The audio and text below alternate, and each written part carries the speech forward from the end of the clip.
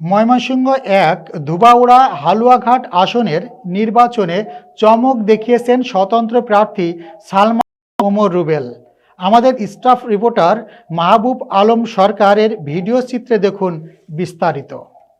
বিএনপির কেন্দ্র নেতা ও ধানের শীষ প্রতীকের হেভিওয়েট প্রার্থী সৈয়দ এমরান সালেহ প্রিন্সকে পরাজিত করে তিনি বেসরকারিভাবে নির্বাচিত হয়েছেন।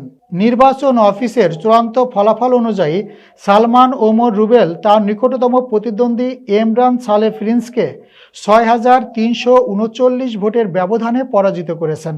আসনটির ১৪৩টি কেন্দ্রে হালুয়াঘাটে ৯৪টি ও ধুবাউড়া ৪৯টি, মোট বৈধ ভোট পড়েছে ২,৬৪,৬৭৩টি।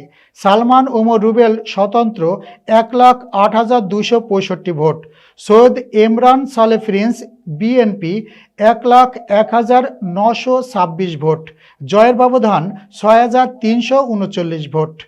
ভোট গ্রহণ চলাকালে নির্বাচনী এলাকার কিছু স্থানে উত্তেজনার খবর পাওয়া গেছে। স্বতন্ত্র প্রার্থীর পক্ষ থেকে অভিযোগ করা হয়েছে তাদের কর্মীদের উপর হামলা ও উস্কানি দেওয়া হয়েছে।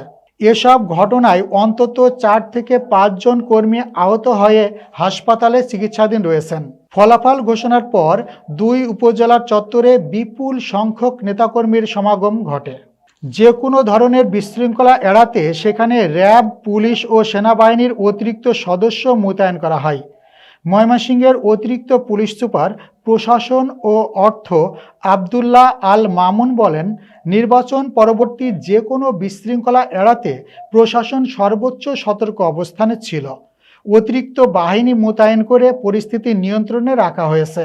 র্যাব ১৪ এর কোম্পানি কমান্ডার ও অতিরিক্ত পুলিশ সুপার মোহাম্মদ শামসুজ্জামান জানান, অপ্রীতিকর পরিস্থিতি মোকাবিলায় র্যাবের ৬টি ইউনিট মাঠে সার্বক্ষণিক কাজ করেছে।